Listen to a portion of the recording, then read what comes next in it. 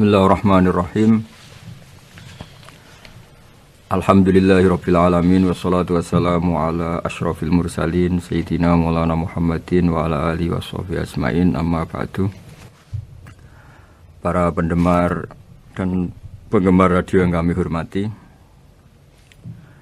berikut sebagai mukaddimah bahwa Profesor Zaini Dahlan berkeinginan UII punya tafsir dan terjemah sendiri.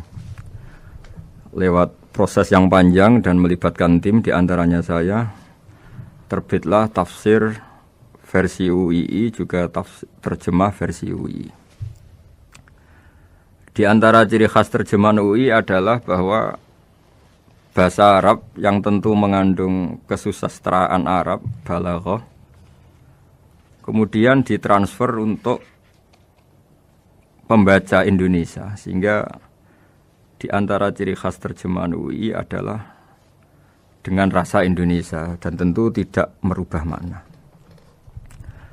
Berikut beberapa kutipan yang perlu pemirsa atau pendengar tahu.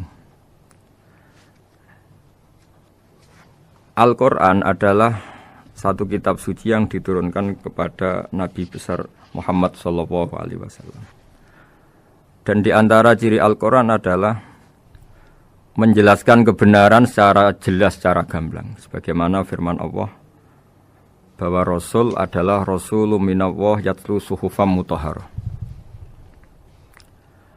Rasulullah diutus oleh Allah SWT ketika penduduk Makkah sangat-sangat jauh dari kebenaran. Mereka adalah penyembah berhala yang dikira sebagai Tuhan, dan jumlahnya Tuhan-Tuhan itu banyak sekali. Suatu saat Rasulullah mendakwahkan bahwa Tuhan itu satu dan harus satu. Tapi kata mereka, kenapa Muhammad menjadikan Tuhan satu? Padahal urusan kita banyak, problem kita banyak. Harusnya Tuhan itu juga banyak.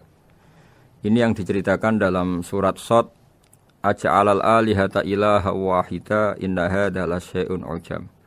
Bagaimana mungkin urusan kita yang banyak, yang harusnya butuh Tuhan banyak, kemudian menjadi hanya Tuhan satu.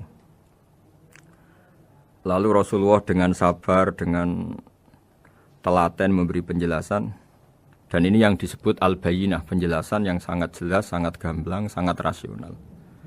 Kata Rasulullah dalam sebuah hadis yang diriwayatkan dalam Musnad Ahmad, tagnya begini: orang-orang yang menyembah selain Allah itu ibarat kama sali rojulin istaro abdan min kholisi malih biwarikin au dhahabin faja'ala ya'malu.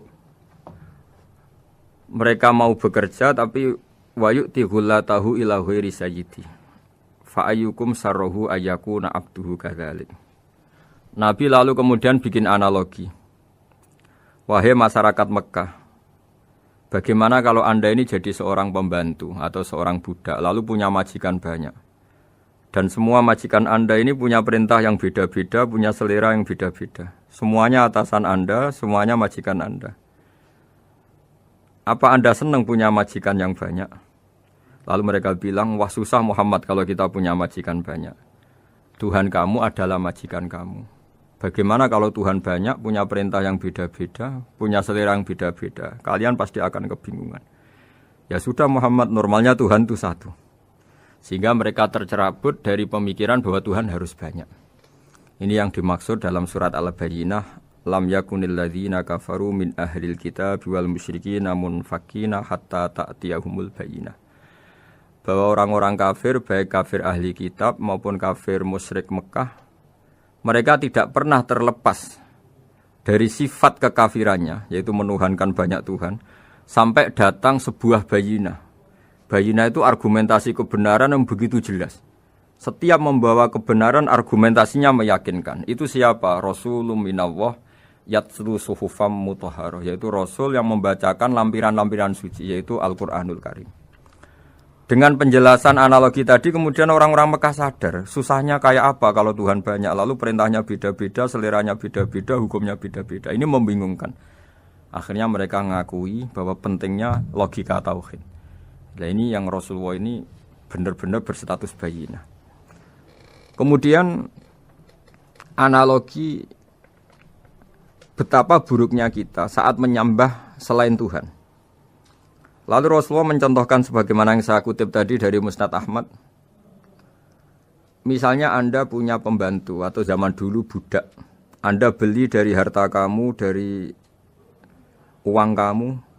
Kemudian budak ini kerja. Yang ngasih makan kamu, yang fasilitasi kamu, toko milik kamu, semua milik kamu. Kemudian dia kerja dan hasil dari kerjanya dia dikasihkan ke orang lain. Kamu senang tidak punya budak yang seperti itu, kata Rasulullah. Wah, kita semua tidak senang Muhammad. Sama seperti itu. Kamu adalah bisa makan rezeki dari Allah. Kamu nempat di buminya Allah. Kamu minum dari air yang dibikin Allah. Kemudian Anda menyembah selain Allah. Itu aneh apa enggak? Menyembah zat yang tidak memberi rezeki kamu, yang tidak bikin bumi untuk kamu, yang tidak bikin langit untuk kamu, yang tidak bikin fasilitas air untuk kamu. Aneh enggak? Semenjak itu mereka berpikir betapa buruknya mereka menyembah berhala, menyembah arca, menyembah Yesus, menyembah macam-macam. Nah ini yang disebut Rasulullah adalah orang yang benar-benar bayinah. Ketika melontarkan kebenaran, benar-benar jelas sehingga diterima secara akal yang sehat. Karena semua akal yang sehat akan menerima agama ini disebut fitratallahi fatarna salihah. Bahwa agama ini agama fitrah. Orang yang normal, yang cara berpikir normal pasti menerima agama ini. Nah, UII dengan terjemahan ini dan dengan tafsir ini ingin memberi penjelasan simbol-simbol yang ada di beberapa surat. Di antara lagi yang di bab muamalat. Betapa Rasulullah itu punya logika yang benar-benar mudah diterima. Dulu orang Arab dalam bab muamalat jual beli biasa menjual kurma masih kecil, masih belum jelas jadi kurma yang baik apa enggak. Kalau istilah orang Jawa masih pentil ini. Kalau bahasa Arab qobla buduwi solahiha. Calon buahnya itu belum pasti jadi buah. Kemudian masih bunga, masih apa sudah dijual. Dengan transaksi asumsi harga andekan sudah jadi kurma. Kalau dalam Jawa mungkin jual mangga sebelum tua masih pentil, masih kecil. Lalu kata Rasulullah, kamu jangan melakukan itu. Kenapa ya Rasulullah, padahal kita butuh uang? Kata Nabi, ara'aitum in mana Allahu as-samra fa bima yastakhillu ahadukum mala akhi. Bagaimana kalau buah-buah yang masih kecil itu kemudian berguguran karena satu musim atau karena apa? Lalu kamu mendapat uang itu atas nama apa? Yang dikatakan tijaroh adalah muawadoh. Pembeli dapat barang, kamu dapat uang. Lalu kalau barang yang ada enggak menjadi buah yang baik, Anda menerima uang itu atas nama apa? Rasulullah secara haru, secara mengingatkan nurani kita dengan redaksi fabima yastahillu ahadukum mala akhi. Lalu kamu mendapat uang saudara kamu atas nama apa? Kalau atas nama buah, mereka belum mendapat buah. Akhirnya ada kesadaran bersama bahwa sebaiknya kita menjual sesuatu itu yang pembeli ya dapat barangnya, yaitu dalam konteks ini buah yang sudah layak dijual, kita dapat uangnya. Ini lagi-lagi Rasulullah al-Bayyinah, sekali memberi penjelasan begitu jelas. Ketiga misalnya di bab jinayat, di bab hukum pidana. Rasulullah kalau bikin logika itu begitu jelas, mudah diterima. Misalnya begini, suatu saat Rasulullah bersabda, Al-qatil wal maktul finnar. Orang yang membunuh dan yang dibunuh sama-sama di neraka. Tentu dalam konteks saling bunuh yang dalam kezaliman. Lalu sahabat janggal. Ya Rasulullah, oke lah kalau pembunuh itu masuk neraka. Ini bagaimana mungkin yang dibunuh pun masuk neraka? Rasulullah dengan jelas, dengan bayinah, dengan hujjah, beliau menjawab, innahu kana harison ala qatli sahibihi. Sebetulnya yang terbunuh pun mentalnya pembunuh, karena dia sangat juga ingin membunuh saudaranya.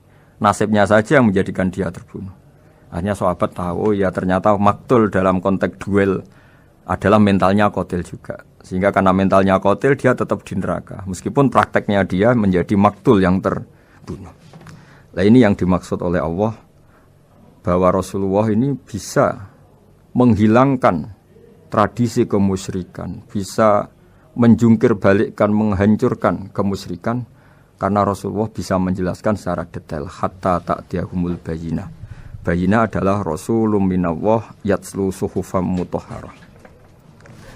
Jadi ini yang insya Allah sebagai kajian kita bahwa kita butuh sekian penjelasan untuk mengenang dan membuktikan bahwa Rasulullah adalah benar-benar al-bayyinah. Dari sekian contoh tadi, pendengar bisa tahu betapa agama ini mudah diterima oleh akal. Sehingga di beberapa ayat disebut agama ini liqaumi ya'qilun, liqaumi yatafakkarun. Agama ini bagi kaum yang bisa berpikir, agama ini bagi kaum yang mau berangan-angan. Dulu untuk menghilangkan kemusyrikan dengan logika kafir Mekah bahwa urusan kita banyak, harus Tuhan banyak. Itu panjang sekali. Di antaranya ada ayat yang spesifik tentang itu. Daraballahu mathalan rajulan fihi syuraka mutasyakisuna wa rajulan salamal lirrajul. Hal yastawiyani masalah. Allah membuat satu perumpamaan yaitu di surat Daraballahu mathalan rajulan fihi syuraka di surat Zumar ayat 29. Allah membuat satu perumpamaan bagaimana andaikan Anda jadi seorang pembantu atau asisten, lalu Anda punya majikan banyak yang seleranya beda-beda. Kemudian dibanding misalnya Anda jadi pembantu dengan satu majikan yang akhlaknya baik, komitmennya baik. Anda milih mana? Lalu orang-orang kafir Mekah menjawab, Muhammad tentu kita milih punya majikan satu yang baik. Kalau majikannya banyak kita jadi repot. Lalu mereka kata Rasulullah, ya sudah kalau gitu Tuhan kamu satu saja jangan banyak, kalau banyak jadi repot. Terus mereka baru tersadar bahwa menuhankan Tuhan banyak itu salah dan resikonya lebih banyak. Ini disebut munfakina hatta ta'tiyahumul bayyinah. Mereka orang-orang musyrik enggak mau tercerabut dari akar kemusyrikannya sampai datang al-bayyinah. Sebuah bukti kebenaran yang begitu jelas, begitu nyata. Siapa kebenaran itu? Rasulun minallah yatslu suhufam mutahharah. Yaitu Rasulnya Allah yang membaca lampiran-lampiran suci. Lampiran-lampiran suci ini dalam bahasa Arab diikutkan wazan isim maf'ul disebut mushaf. Makanya kitab suci ini ditulis di sohifah. Kalau dalam bahasa Arab lampiran itu sohifah, dijamakkan kata jamaknya suhuf. Kemudian ketika dicetak, dijilid disebut mushaf. Sehingga alhamdulillah UII Universitas Islam Indonesia punya mushaf, punya terjemahan, punya tafsir. Ini diharapkan kita sebagai ulama, sebagai dai, sebagai ustadz bisa warasatul anbiya. Karena kata Rasulullah ala ulama warasatul anbiya. Saya kira demikian supaya pemirsa tahu, pendengar tahu bahwa betapa pentingnya menjelaskan secara bayyinah. Ini penting sekali karena sekarang pikiran di dunia itu macam-macam dan kita butuh energi untuk mengungkap lagi intisari-intisari dari sesuatu yang digulirkan atau dibahas Al-Quranul Karim. Sehingga Al-Quran ini benar-benar jadi ibrah, jadi teladan bagi kita semua. Jangan sampai karena kita lupa mengkaji Al-Quran sehingga hukum-hukum Al-Quran menjadi mandek. Kita harus terus mensosialisasikan supaya Quran ini hidup. Caranya gimana? Masyarakat dirangsang supaya tahu al-bayyinah. Contoh yang terakhir sebelum menutup perjumpaan kali ini, misalnya dulu orang kafir Mekah itu janggal karena mereka juga punya kajian bahwa Nabi itu bersyarat harus turunan dari bangsa Israel. Karena semua Nabi itu pasti turunan Nabi Ibrahim. Yaitu Nabi Ibrahim punya anak yang bernama Ishak. Ishak punya anak yang bernama Yakub. Yakub ini yang nanti punya anak Yusuf. Sehingga Yusuf bin Yakub bin Ishak bin Ibrahim. Ketika Nabi-Nabi ini hidup di Palestina, di Yerusalem, itu kayak jadi aturan bahwa Nabi itu harus turunan Bani Israel. Sehingga ketika orang-orang kafir Mekah dari kelompok ahli kitab, ketika Rasulullah Muhammad mendakwahkan diri sebagai Nabi, mereka janggal bagaimana mungkin Nabi dari orang Arab. Nabi itu harusnya orang Yerusalem atau orang Palestina. Kemudian Allah memberi penjelasan fihi ayatum bayyinatum maqamu Ibrahim, bahwa Muhammad adalah turunan Ibrahim. Bukti nyata adalah di Mekah ada jejak kakinya Nabi Ibrahim, yaitu yang sekarang kita sebut maqam Ibrahim. Setelah dilacak-lacak ternyata mbah-mbahnya Rasulullah atau nenek moyang atau leluhur Rasulullah bernama Adnan. Adnan ini kata sejarah-sejarah disepakati wa adnanu bila raibin intadzabil ulumin nasabiyah ila dzabihi Ismail nisbatuhu wa muntama, bahwa Adnan ini tertulis secara sejarah lengkap bahwa dia turunan dari Nabi Ismail. Ismail adalah anak dari Nabi Ibrahim. Kemudian makom Ibrahim ini juga dibuktikan sekian sejarah bahwa Ibrahim pernah di situ.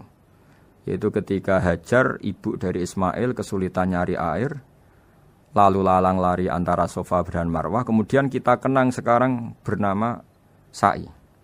Kemudian dekat Ka'bah ada namanya Hijir Ismail, karena dulu jadi kamarnya Nabi Ismail. Hijir, hujro itu kamar atau ruang khusus untuk Nabi Ismail. Sehingga jelas sekali bahwa Ibrahim, Ismail, Hajar pernah hidup di Mekah.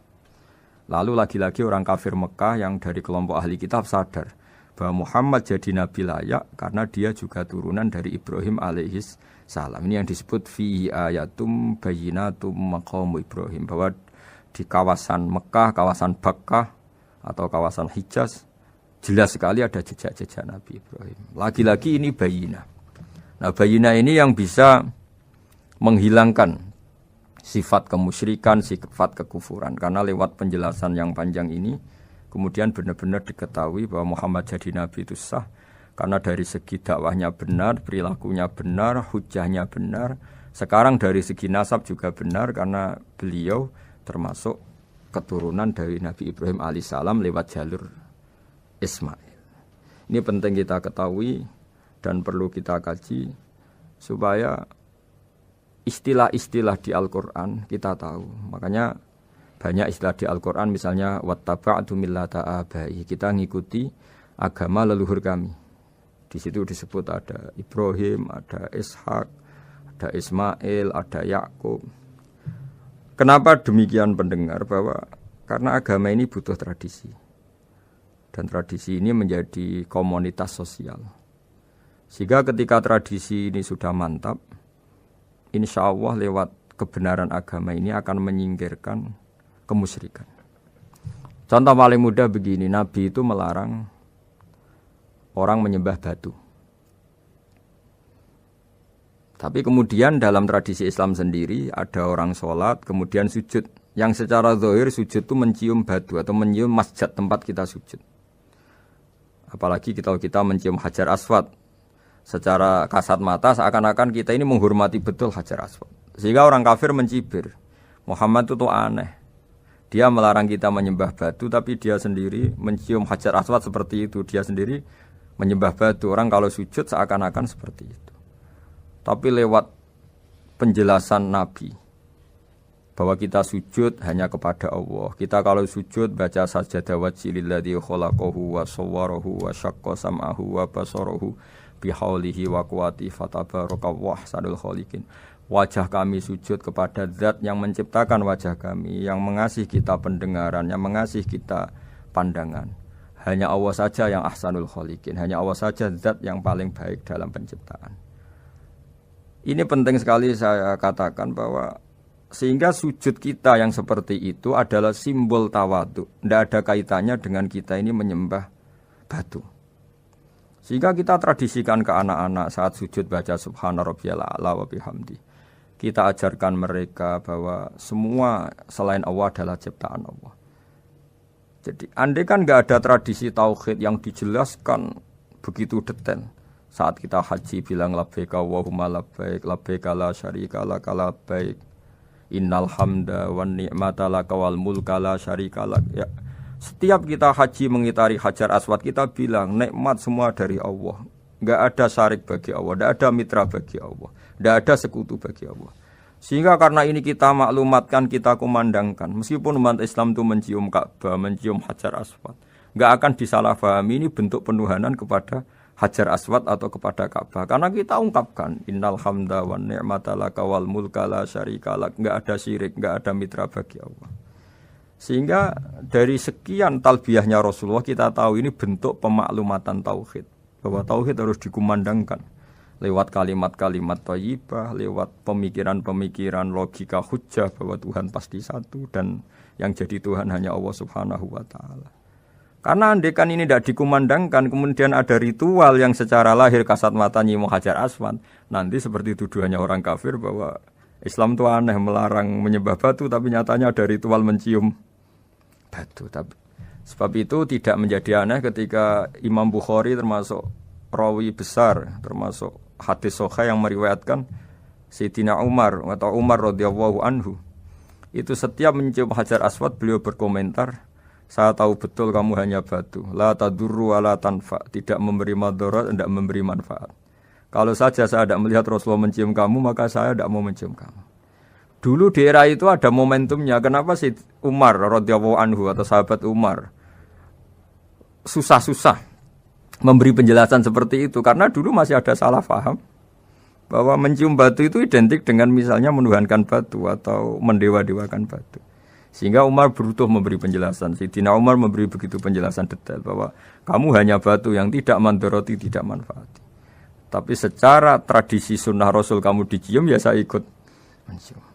Ini penting sekali penjelasan-penjelasan seperti ini, maklumat-maklumat seperti labbaika wa humma labbaik, sehingga semua ritual Muslim tidak disangka atau tidak disalahfahami sebagai pemuja materi. Lagi-lagi penjelasan yang detail ini disebut al-bayyinah, Rasulun minallah yatslu suhufam mutahharah.